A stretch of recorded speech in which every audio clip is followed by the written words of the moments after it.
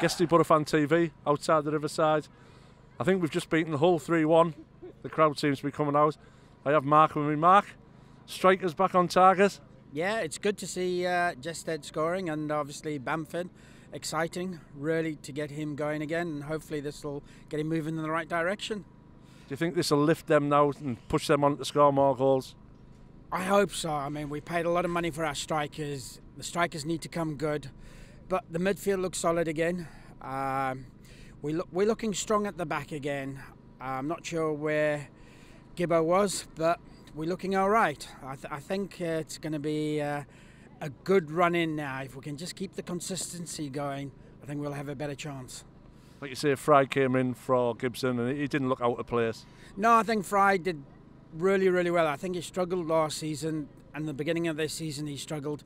But I think he shows he can slot into the side. I think Pulis has got them on the right sort of path. In other words, strong defensive at the back.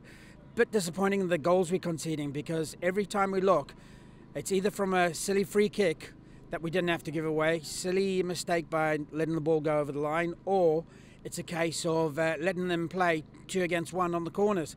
Every time, nobody knows who's meant to be marking on the short corners. I'm sitting in the north stand there and I'm frustrated that everybody can see it's going to be a short corner. They're waiting for us to set back, and then one person will run to the post and it's 2 on 1 and they beat us all the time. We went through, like you say, we sit in the south stand. I see Downing pointing for a man to go to the short corner. I'm thinking, well, why don't you go yourselves, Stuart? You were closest to the ball. Like you say, there just doesn't seem to be any understanding on it. Well, it looks like Randolph wants to keep Bamford at the near post all the time. And then Stewie's saying, right, there's 2 on 1. Bamford should be going, but Randolph keeps pulling him back. So there's total confusion on short corners.